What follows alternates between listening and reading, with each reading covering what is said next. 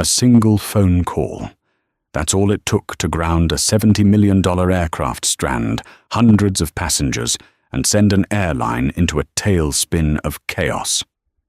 This isn't a story about a bomb threat or a mechanical failure. This is the story of a first-class ticket, a dismissive flight attendant, and the moment a quiet, unassuming black woman was pushed too far. What could one passenger possibly say to wield the power to cancel an entire flight in a matter of seconds? The answer is far more shocking and has far higher stakes than you could ever imagine, and it led to one of the most brutal cases of real-life karma ever recorded. The sterile, climate-controlled air of the Polaris Lounge at San Francisco International Airport hummed with a quiet energy. It was a sanctuary of hushed conversations, the clinking of real silverware, and the scent of expensive coffee and leather. In a secluded corner, away from the floor-to-ceiling windows that showcased the ballet of jets on the tarmac, sat Dr. Evelyn Reed. To the casual observer, she was a portrait of understated elegance. Her tailored charcoal grey pantsuit was impeccably pressed, her low-heeled leather pumps polished to a soft gleam. A silk scarf with a subtle geometric pattern added a touch of colour at her throat. Her hair was styled in neat, professional locks, pulled back from a face that was calm and focused. She wasn't scrolling on her phone or thumbing through a magazine. Her attention was solely on the sleek, silver medical-grade transport cooler that sat on the seat beside her, its small digital display glowing with a steady, reassuring temperature reading. At 46, Dr. Reed had earned her place in sanctuaries like this. She was one of the world's leading cardiothoracic surgeons, a pioneer in xenotransplantation and complex pediatric heart surgeries. Her hands, currently resting gently on her lap, had restarted the hearts of infants the size of a teacup and performed miracles that had been written up in medical journals across the globe. Today, she was the custodian of a miracle in a box. Inside that cooler, suspended in a state of cryopreservation, was a heart. Not just any heart, but a genetically engineered lab-grown organ, a perfect one-of-a-kind match for a 17-year-old boy named Leo Sterling, who lay waiting in a specialized ward at Johns Hopkins in Baltimore. The flight was Global Charter Airlines Flight 714, a non-stop red-eye to Baltimore and Washington International. While it was a publicly bookable flight, its entire schedule, its very existence on this specific day, had been orchestrated by the Sterling Foundation. They had essentially subsidized the flight to ensure this exact route was available at this exact time, with a seat in first class reserved for Dr. Reed and her precious cargo. The logistics were a symphony of precision. The clock was ticking. From the moment the organ was activated, they had a window of less than 12 hours for it to be successfully transplanted. Every minute mattered. A polite chime announced the boarding call for her flight.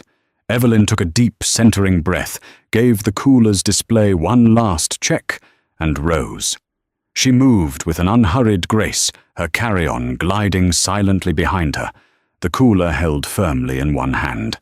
She presented her boarding pass, seat 2A first class, to the gate agent, who smiled respectfully.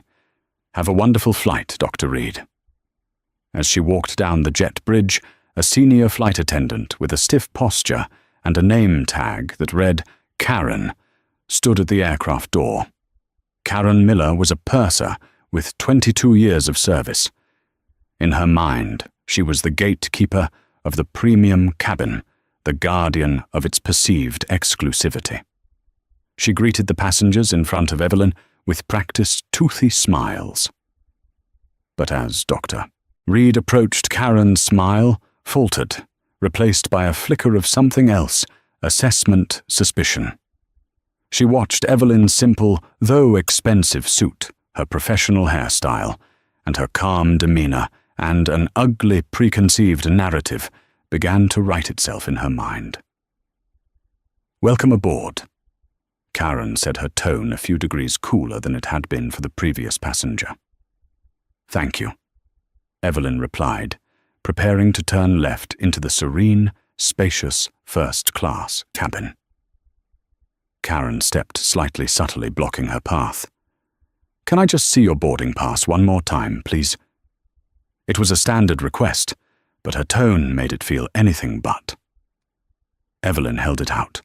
Karen took it, her eyes lingering on the Seat 2A designation for a beat too long. "You're in the first-class cabin," she stated, as if it were a question. "Yes," Evelyn said, her voice even. "Seat 2A." Karen handed the pass back, her lips pressed into a thin line. "Right this way," she said, her gesture clipped and dismissive. Evelyn ignored the slighter focus entirely on getting the cooler safely stowed and settling in for the journey. The first crack in the perfect, precise symphony of the day had appeared, but Evelyn, ever the professional, was determined to ignore it. The mission was all that mattered. The first-class cabin of the Boeing 777 was an oasis of muted tones and brushed metal. Each seat was a self-contained pod offering privacy and luxury. Evelyn carefully placed the medical cooler under the seat in front of her, where it would be secure and within her sight for the entire flight. She settled into the plush leather of Seat 2A, her body relaxing for the first time all day. She closed her eyes, visualizing the complex surgical procedure that lay ahead, the intricate dance of clamps, sutures, and bypass machines, the moment she would hold a young boy's life in her hands. A few minutes later, as the last of the first-class passengers were boarding, Karen Miller appeared at her seat. "Ma'am," she began, her voice low, but carrying an unmistakable edge of authority. "I'm going to have to ask you to move." Evelyn opened her eyes. "I'm sorry." "This seat is reserved," Karen said, avoiding eye contact, and instead looking at a manifest in her hand. "There must have been a mistake at the gate. My list shows this seat is for a Dr. Reed." A quiet, weary sigh escaped Evelyn's lips. "I am Dr. Reed." Karen finally looked at her, a skeptical frown etched on her face. "Right. Well, I need to see some identification." This was highly unusual. Boarding passes were scanned at the gate. ID was checked at security. A flight attendant demanding ID to verify a seat assignment was a clear breach of protocol designed for one purpose: intimidation. But Evelyn complied, pulling her driver's license from her wallet. "Evelyn Reed, as you can see." Karen glanced at the ID and then back at her manifest. The frown deepened. "This manifest says the seat was booked for a VIP passenger, a surgeon." The implication was thick and insulting, that Evelyn, a black woman, couldn't possibly be the important surgeon the airline was expecting. "I am a surgeon," Evelyn said, her voice losing its warmth and becoming as precise and clinical as a scalpel. "And I am in my assigned seat. Is there a problem?" In Seat 3C, a man named Arthur Finch, a sharp-eyed corporate lawyer in his late 50s, lowered his newspaper. He'd noticed the flight attendant's initial coldness at the door and was now watching the interaction with growing alarm. Karen seemed to puff up with indignation.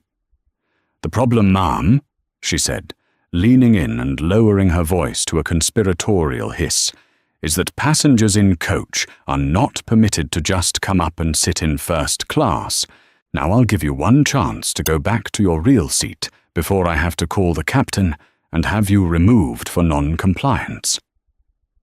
The accusation was so blatant, so steeped in prejudice, that it momentarily stunned Evelyn.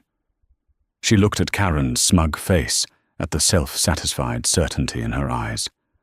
This woman wasn't making a mistake. She was executing a bias.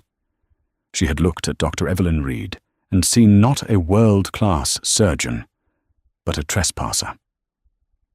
"There is no real seat in coach for me," Evelyn said, her voice dropping to a dangerously calm level. This is my seat. 2A. I suggest you check your systems again, and then I suggest you leave me alone so I can prepare for the 5-hour flight and the 14-hour surgery I have to perform when I land. Her words, meant to end the confrontation, only seemed to fuel Karen's conviction. "Oh, a surgery," she sneered, making air quotes with her fingers. "I've had enough of this. You're causing a disturbance." She straightened up her voice, now loud enough for the entire cabin to hear. "I need you to gather your things and move to the back of the plane immediately." Heads turned. The quiet murmur of the cabin ceased. Arthur Finch, in 3C, folded his newspaper deliberately and placed it on his lap. "This is outrageous," he said, his voice clear and commanding. "This woman has done nothing wrong.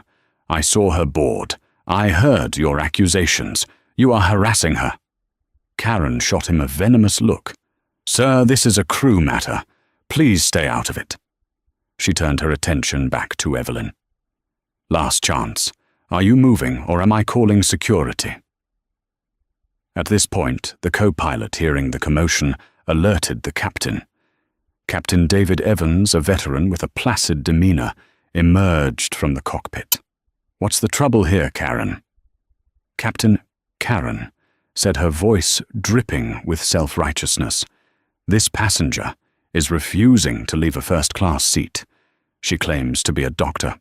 Reed, who has this seat reserved, but she's clearly lying. She's becoming disruptive." Captain Evans looked at Evelyn, then at Karen, a weary expression on his face.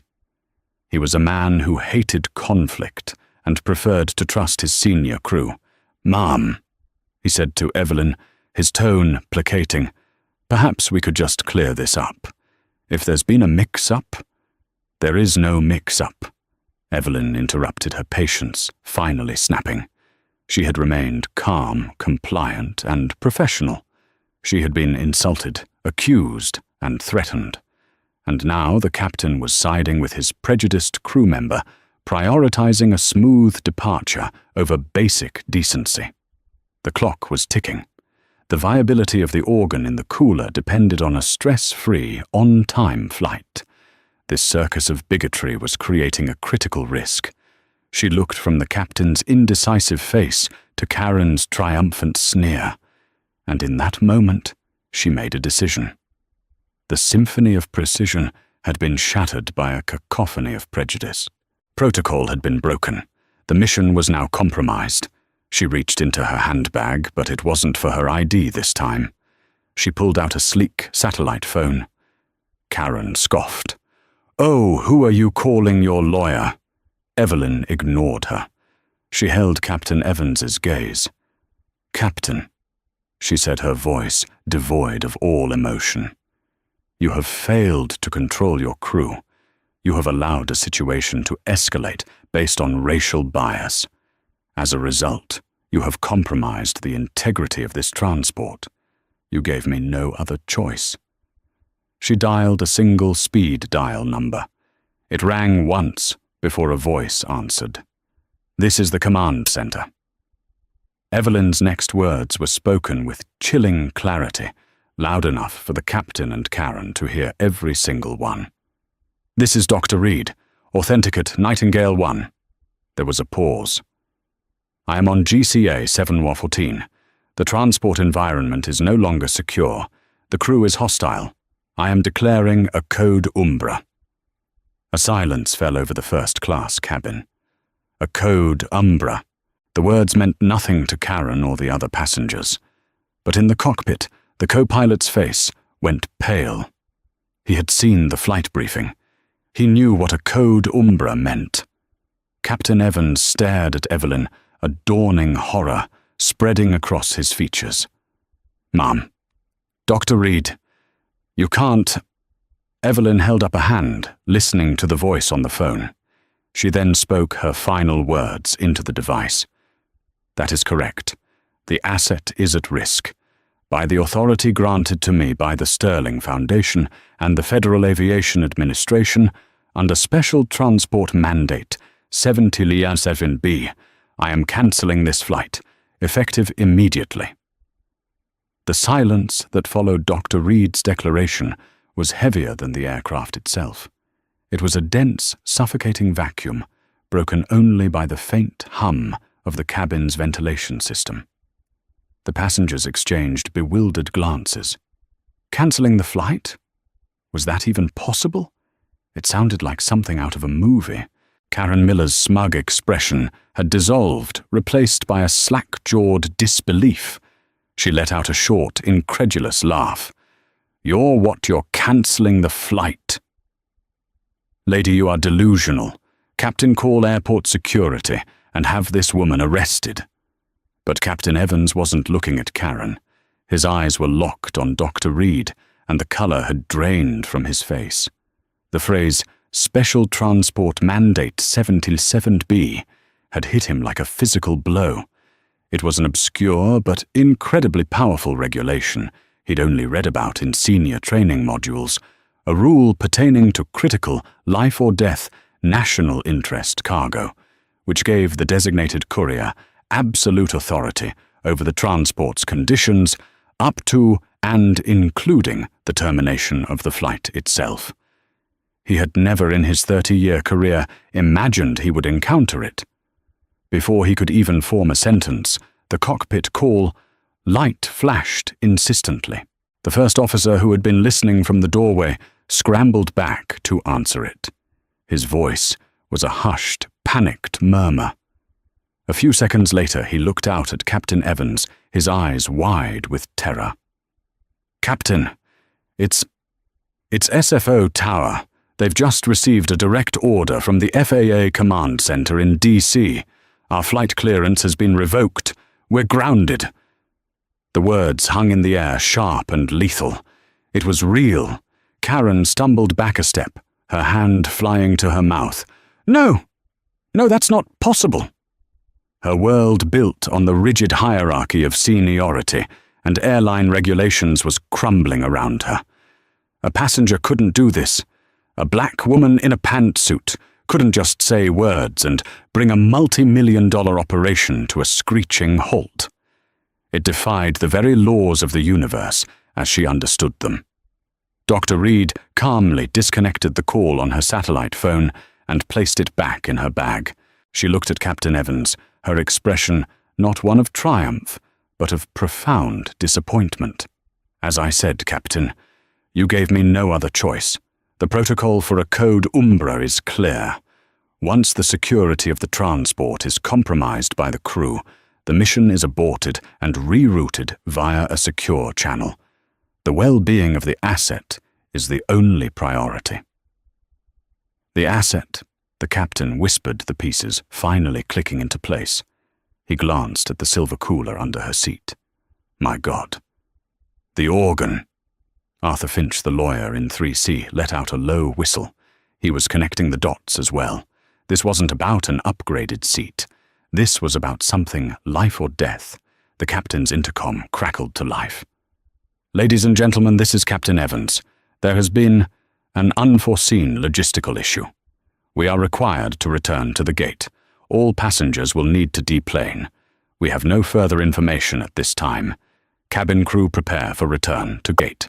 A wave of groans and frustrated murmurs swept through the entire plane.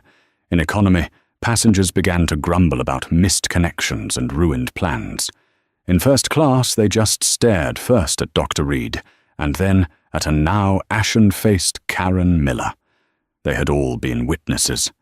They had seen the flight attendant's hostility, heard her accusations, and now they were witnessing the incomprehensible consequence. As the plane began its slow, ponderous pushback toward the gate, the airline's machinery on the ground was exploding in chaos. In the global charter, Airlines Operations Center, screens flashed red. Mark O'Connell, the Vice President of West Coast Operations, had his phone pressed so hard to his ear it hurt. On the other end of the line was not some mid-level FAA official. It was Robert Sterling, the Robert Sterling, the billionaire philanthropist technology magnate, and most importantly, the father of the boy for whom the heart was intended. His voice was not yelling. It was something far more terrifying, a low, controlled Arctic rage. "Mark," Sterling's voice cut through the line. "I am currently looking at a live feed of GCA 714, the flight my foundation paid 7 figures to secure, returning to the gate. My chief of logistics has just informed me that Dr. Reed was forced to declare a code Umbra due to crew harassment. Explain to me in very small words how you allowed your people to compromise a mission to save my son's life." Mark O'Connell felt a cold sweat prickle his skin. "Mr. Sterling, I'm just getting the details myself. There seems to have been a misunderstanding." "A misunderstanding?" Sterling's voice dropped even further. "Your purser accused one of the world's top surgeons of stealing a seat. She threatened to have her removed from the plane. She did this while Dr. Reed was transporting a time-sensitive, irreplaceable biological asset. This is not a misunderstanding, Mark. This is a catastrophic failure. My team is already en route to SFO. A Gulfstream G650 will be on the tarmac in 40 minutes to retrieve Dr. Reed and her cargo. Your airline, however, has a much bigger problem." Back on the plane, the seatbelt sign pinged off as they docked at the gate. The jet bridge reconnected with a soft thud. No one moved. They were all watching Karen Miller, who stood frozen in the galley, her face a mask of horrified realization. The entire edifice of her seniority, her authority, her carefully constructed world of rules and regulations had been obliterated by one woman's quiet, decisive action. She had picked a fight with the wrong person, not understanding that the woman she saw as an imposter held more power in that moment than the captain the airline, and perhaps even the airport itself. The unraveling had just begun. The moment the aircraft door opened, the atmosphere changed from tense confusion to stark reality. 2 stern-faced individuals in dark suits, clearly not airline employees, briskly walked past the bewildered gate agent and onto the jet bridge. They were part of Robert Sterling's private security and logistics team. They approached the first-class cabin with a single-minded purpose. One of them, a tall man with an earpiece, addressed Dr. Reed with quiet respect.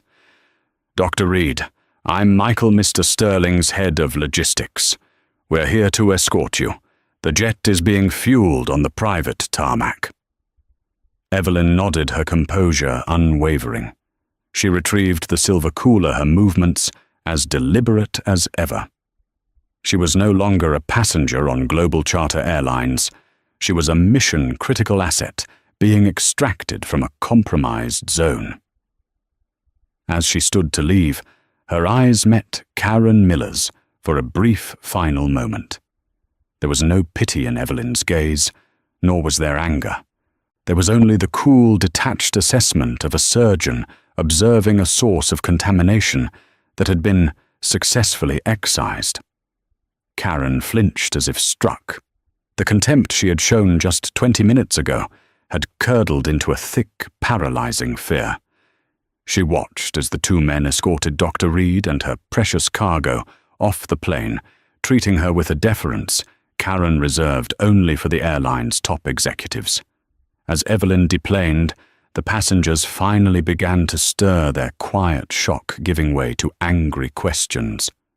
"What is going on?" a man in business class demanded. "Why was the flight cancelled?"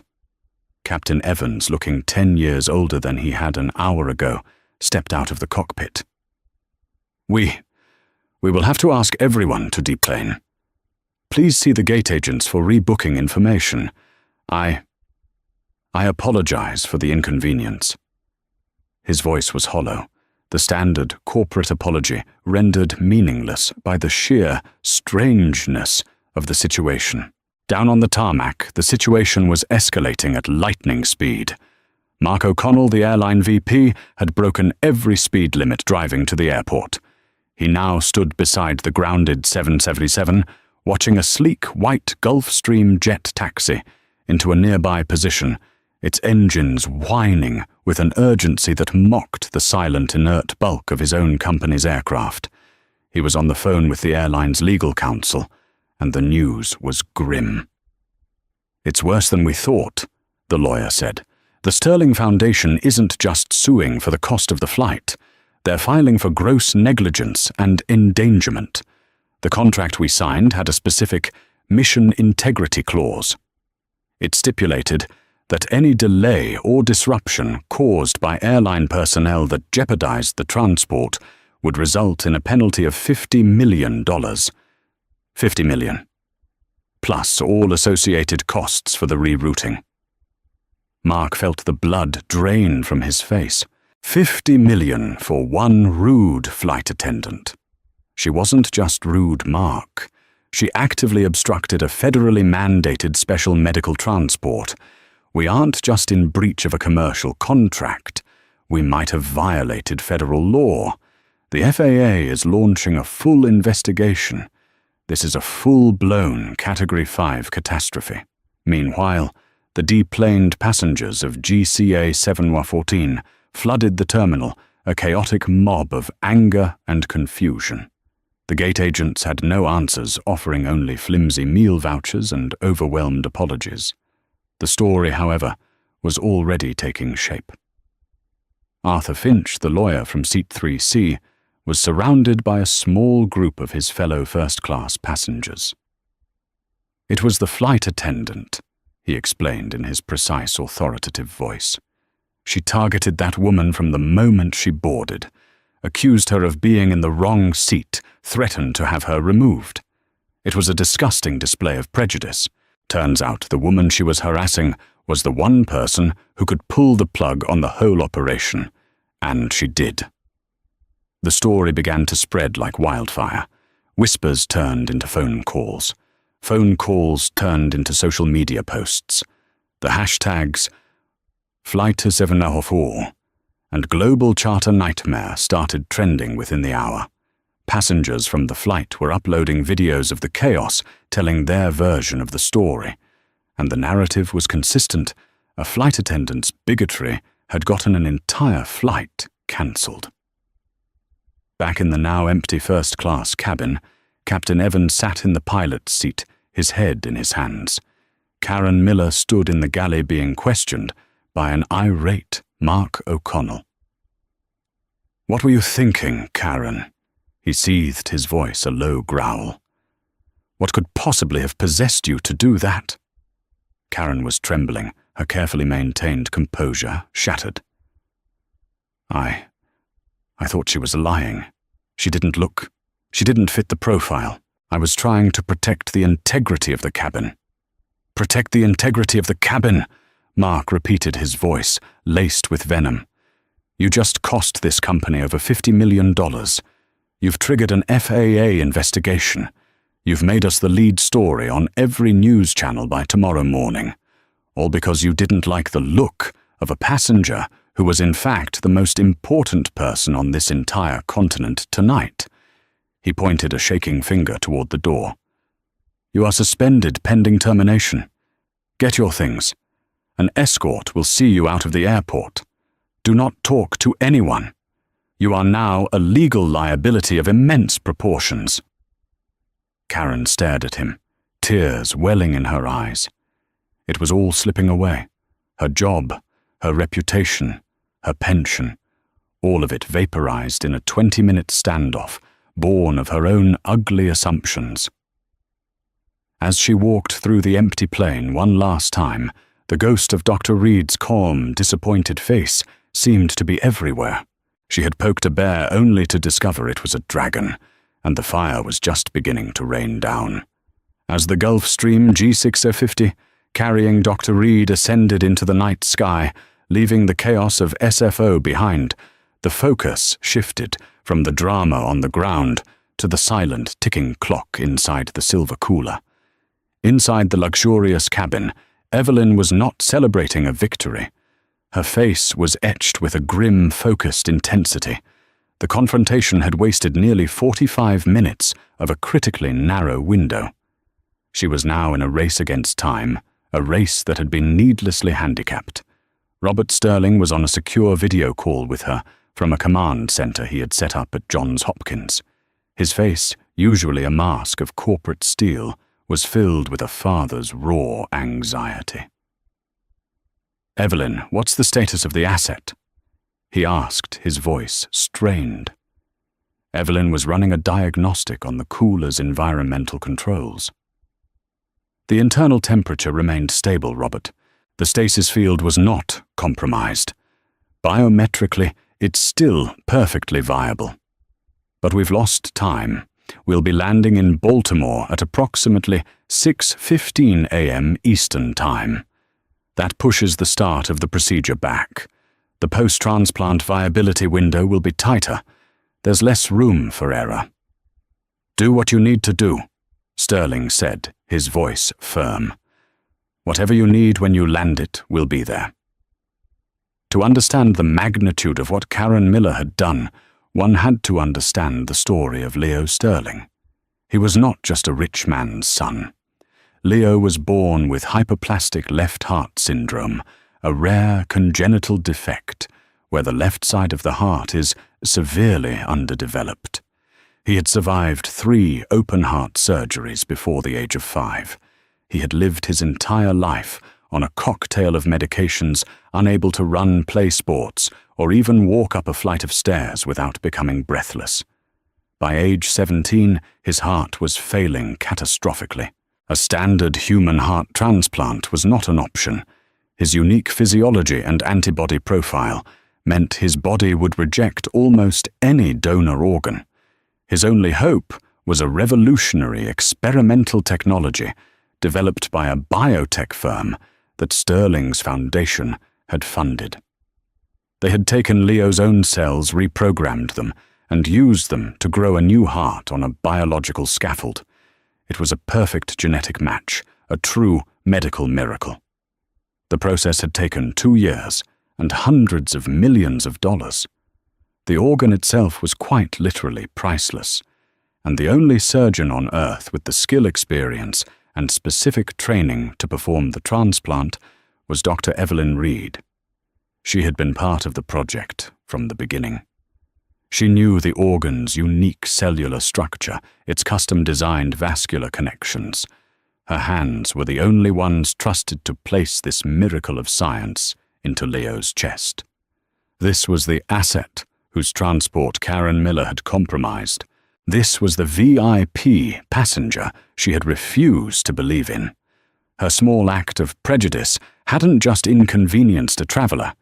It had placed the culmination of years of scientific research and the life of a young man in jeopardy.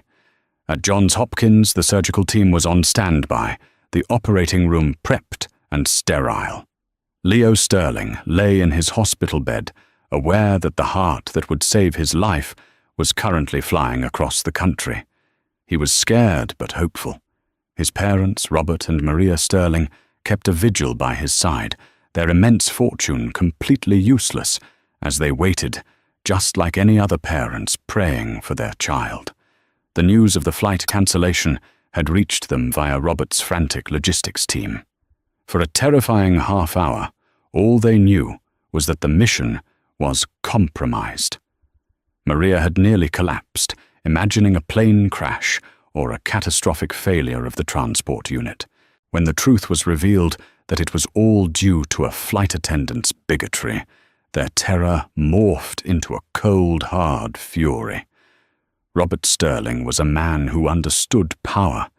He had built empires, disrupted industries, and bent markets to his will.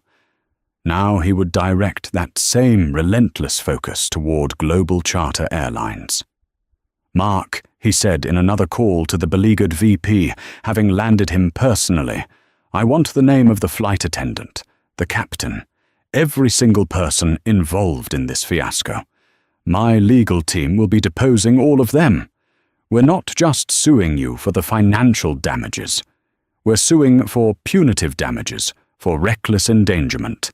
And I will personally fund a media campaign that will make your airline's name synonymous with incompetence and prejudice." By the time I am done, people will cross the street to avoid flying global charter. The threat was not an idle one. The full weight of the sterling empire was about to come crashing down on the airline. But for now, all that mattered was the Gulf Stream jet streaking across the dark American landscape, and the brilliant surgeon inside who was mentally preparing for the most important performance of her life, her timeline now dangerously compressed by an act of senseless intolerance. While Dr. Reed was scrubbing in at Johns Hopkins, meticulously preparing to save a life, the life Karen Miller had known was being systematically dismantled. The karma that found her was not a single swift thunderclap of fate. It was a slow, grinding, and brutally meticulous demolition, leaving no stone of her former existence unturned. It was a masterclass in consequences, delivered in 4 devastating acts. Act 1. The professional annihilation. The summons to the Global Charter Airlines corporate headquarters came via a cold, impersonal email the very next morning.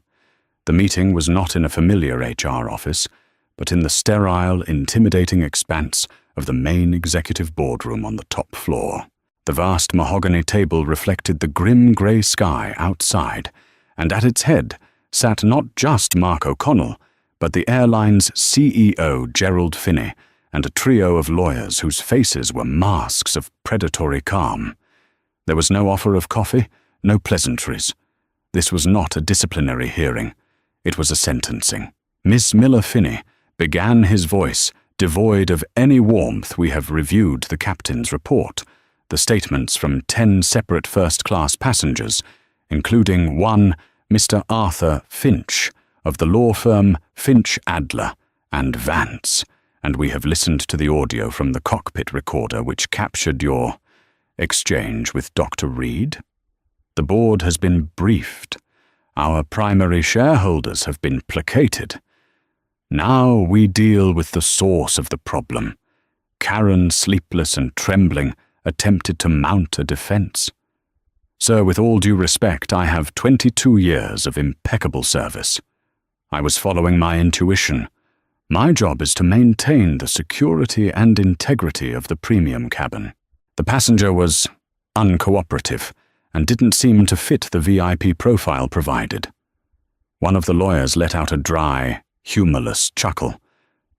Fit the profile. Ms. Miller, do you know what the profile for Dr. Evelyn Reed is? It's a woman who has won the Lasker DeBakey Clinical Medical Research Award. It's a woman who holds patents for 3 different synthetic vascular grafts. It's a woman who Robert Sterling, a man whose net worth exceeds the market cap of this airline, trusts with his son's life. Your intuition, as you call it, was nothing more than cheap, unadulterated prejudice, and it has set fire to this company. CEO Finney slid a single sheet of paper across the table. It was a preliminary financial assessment of the damages. Let me be clearer, he said, his voice dropping to a low, menacing growl. The penalty clause in our contract with the Sterling Foundation is $50 million. The cost of the grounded aircraft passenger reallocation and overtime is another $5 million. Our stock dropped 8% in pre-market trading this morning, representing a shareholder value loss of over $120 million. And the brand damage, the cost of the PR campaign to even begin to detoxify the global charter Karen meme that is now trending worldwide, is immeasurable. All because you decided you were a better judge of character than a paid and confirmed ticket. He leaned forward. Your 22 years of service don't matter. Your pension is forfeited under the gross misconduct clause of your employment contract. You are terminated effective immediately. You will be escorted from the building. If you speak to the press, our lawsuit against you will not be merely financial. It will be personal, and we will litigate you into absolute oblivion. Is that understood? Her professional life ended in that room. Her security pass was deactivated before she even reached the elevator. The walk through the office was a gauntlet of averted eyes and sudden, intense interest in computer screens. Her former colleagues, people she had shared holidays and layovers with for 2 decades, looked right through her. She was no longer a person. She was a contamination. Her subsequent attempts to find work in the industry were a humiliating exercise in futility. Her name was now infamous. She was a liability no airline would ever take on. Her career wasn't just over. It had been erased.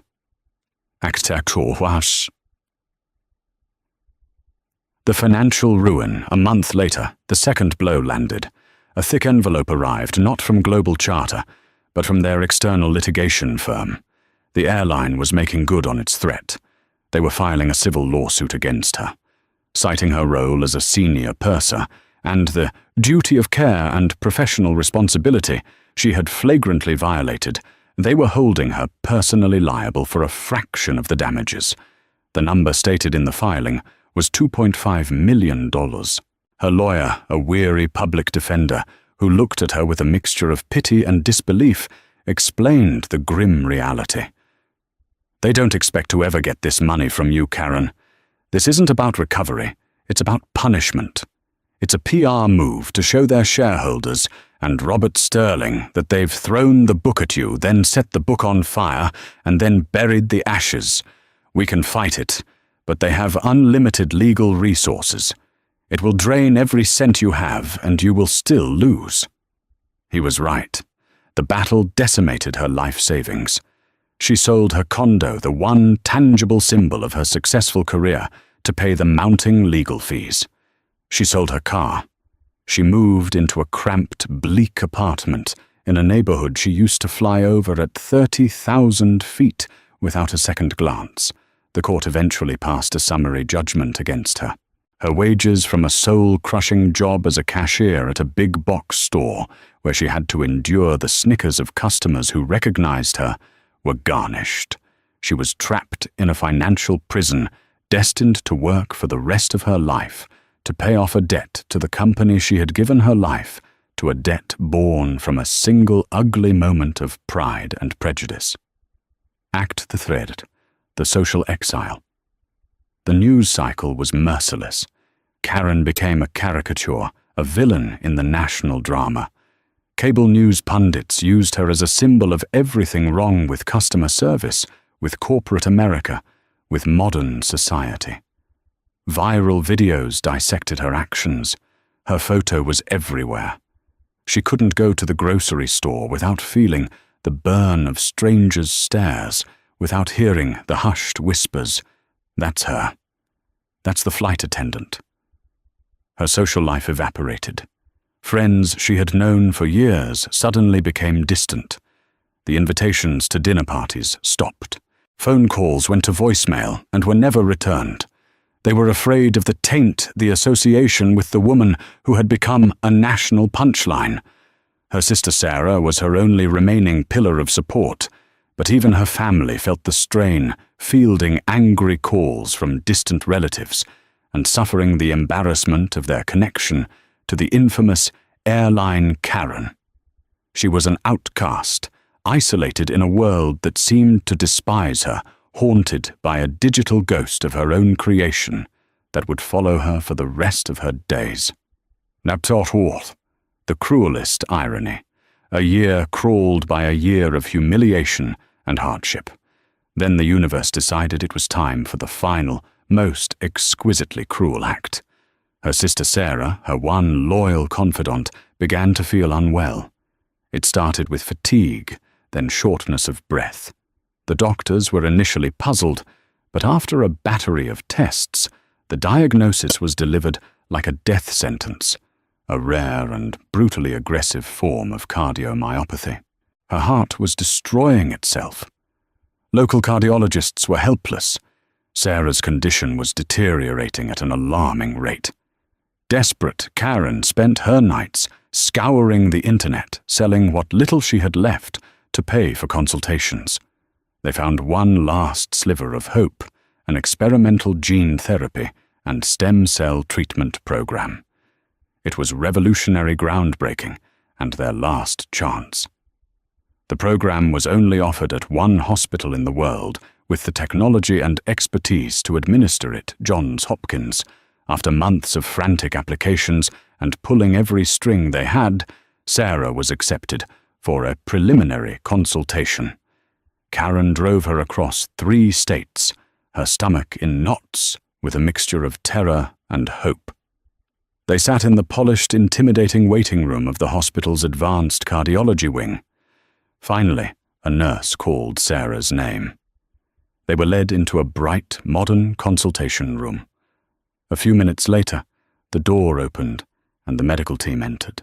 Leading them was the head of the program, a woman whose calm, authoritative presence filled the room.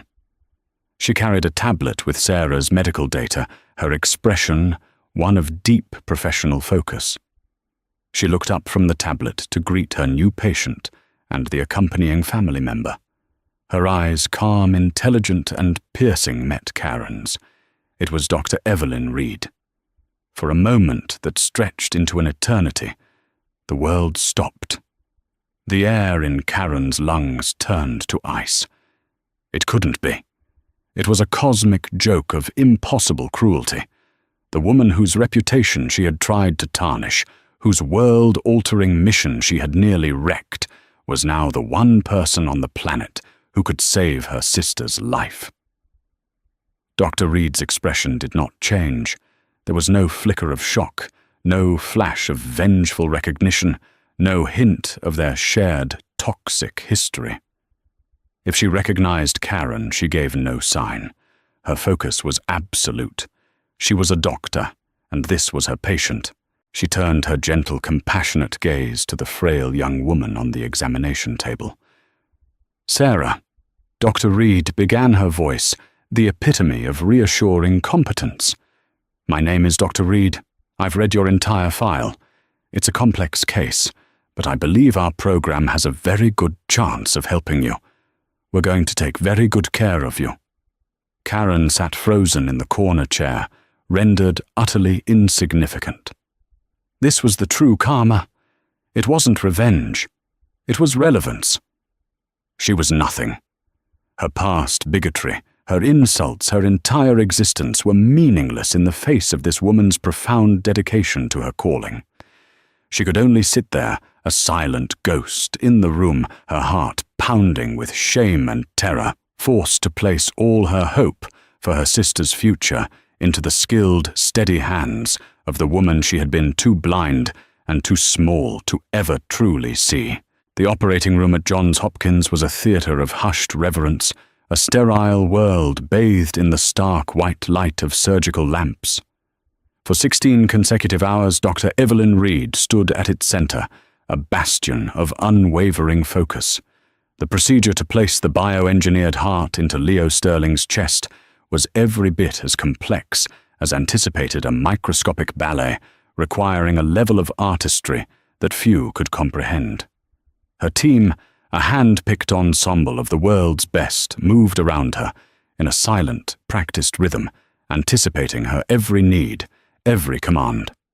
There was no thought of GCA 714, no memory of Karen Miller's sneering face. In this room, such worldly pettiness did not exist. There was only the mission. Dr. Reed's hands, steady and sure, performed the intricate work of micro-suturing coronary arteries thinner than a strand of silk. She calibrated the aortic outflow with a precision measured in millimeters. Her mind, a supercomputer processing thousands of biometric data points simultaneously. The most critical moment came after the final connection was made the delicate process of reperfusion, allowing blood to flow into the new dormant organ for the first time. The team held a collective breath. The rhythmic beep of the heart-lung machine was the only sound. Dr. Reed removed the final cross-clamp. "Stand by," she said, her voice, a calm command that cut through the tension. Seconds stretched into an eternity. The monitor remained flat. Leo's life hung suspended in that deafening silence. Then, a single tentative spike on the ECG. A flutter. and then another. It was followed by a third, stronger beat. A perfect, steady, life-affirming rhythm began to fill the room, displayed in a vibrant green line on the monitor. The heart, a miracle of science, and Will was beating. It was alive. A wave of palpable relief, a force almost physical in its intensity, washed through the operating room. Quiet murmurs of, "It's perfect," and "incredible," rippled through the team. Dr. Reed, however, remained motionless for another full minute, her eyes locked on the monitors, ensuring every pressure and output was optimal. Only then did she allow herself a small, weary nod. "A beautiful union," she stated, her voice resonating with profound satisfaction. "Let's begin closing. He has a long life to start living." Leo Sterling's recovery was a series of quiet miracles. A week after the surgery, his father, Robert, stood by his bedside as a nurse removed his son's last oxygen tube. Leo took a breath, a deep, shuddering and completely painless inhalation that filled his lungs to capacity for the first time in his 17 years of life. Tears streamed down the billionaire's face as he watched his son experience the simple, profound gift of air. 2 weeks later, Leo took his first steps, his legs shaky, but his chest strong, a steady beat echoing where a fluttery weakness had always been. On the day of his discharge, the Sterling family met with Dr. Reed in her office. Robert Sterling, a man accustomed to commanding every room he entered, was humbled and deferential. "Evelyn," he began, his voice thick with emotion, "thanking you feels inadequate. You performed a miracle." He paused, his expression hardening as he recalled the events that led to this moment. "You did it despite being subjected to a level of ignorance and disrespect that infuriates me to my core. The settlement with the airline is done. They will pay. But what they did to you, what they almost cost us, I will never forget." Dr. Reed offered a gracious, small smile. Her focus, as always, was on the path forward. "What matters, Robert, is that Leo is going home. The science worked. The team performed flawlessly. The rest is just noise. Your son's future is the only signal that matters." The noise, however, had permanent consequences for global charter airlines. The massive financial settlement was only the beginning. Under immense pressure from the FAA and the public, they were forced to create a mandatory company-wide diversity and implicit bias training program. In a move of supreme irony, they named it the GCA Horizon Initiative, and as part of their settlement, humbly requested that Dr. Reed herself consult on its curriculum. She agreed, providing her expertise not for the airline's sake, but for the sake of future passengers who might look like her. A year later, a former colleague of Karen's sat in a sterile conference room watching a video of Dr. Reed speaking eloquently about the dangers of snap judgments and the responsibility that comes with a position of authority. The lesson had been institutionalized, a permanent scar on the corporate culture. For Karen Miller, the lesson was far more personal and agonizing. Sarah's treatment at Johns Hopkins lasted 6 months. For 6 months, Karen was a fixture in the hospital's corridors, a silent shadow trailing her sister to every appointment. And at every major consultation, there was Dr. Reed. She was always professional, always compassionate, her attention focused solely on Sarah. She would explain complex medical data with simple clarity, answer Sarah's questions with patience, and offer a reassuring touch on her arm. She never once spoke to Karen directly beyond a polite professional nod if their eyes happened to meet. That silence was Karen's true punishment.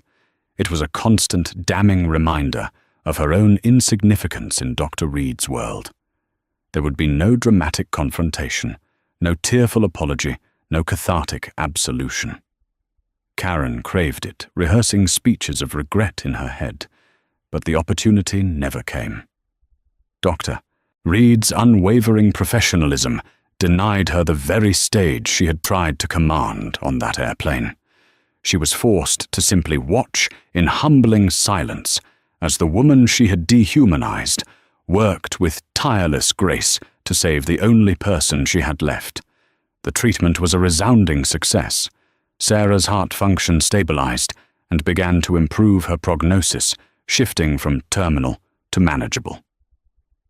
On the day of Sarah's discharge, as they were preparing to leave, Dr. Reed came by for a final check-in. As she turned to go, Karen finally found a sliver of courage. "Doctor," she began, her voice a choked whisper. "Dr. Reed, Dr. Reed paused at the door and looked back, not at Karen, but at Sarah, who was beaming with a healthy glow Karen hadn't seen in years. Her expression was one of simple, clinical satisfaction. "Your sister is a fighter," she said, her voice gentle, but directed entirely at her patient. "She responded to the therapy better than we could have hoped. Just focus on her continued recovery now. That's all that matters." And then she was gone. With that final, dispassionate act of professionalism, the verdict was delivered. Dr. Reed had moved on back to her world of saving lives and pushing the boundaries of science. Her victory was not in Karen's ruin, but in the steady beat of Leo Sterling's new heart and the recovering smile of Sarah Miller. Karen was left in the aftermath. Her life was a landscape of financial ruin and social exile, but standing next to her was her sister alive, and breathing a living testament to the grace she was never offered a chance to ask for. She had been a gatekeeper of a small, meaningless kingdom, and had tried to bar the entry of a queen. The queen had not struck her down. She had simply walked past, leaving Karen to drown in the moat of her own making, forever indebted to a magnanimity she could never comprehend and would never be able to repay. This story serves as a powerful reminder that prejudice is never a victimless act. Karen Miller's assumptions, born from a bias she likely never questioned, set off a chain reaction that threatened a young man's life and ultimately destroyed her own. On the other hand, Dr. Evelyn Reed's response, her calm authority, her decisive action, and ultimately her profound professionalism showcases the incredible power of dignity in the face of intolerance. It proves that you never truly know who you're talking to, and the person you choose to underestimate might just be the one holding all the cards. What do you think was Karen's fate? A just case of karma, or was it too severe? Let us know your thoughts in the comments below. If this story of justice and consequence resonated with you, please hit that like button, share it with someone who needs to hear it, and make sure you subscribe to our channel for more true stories where karma delivers the final unforgettable verdict. Thank you for listening.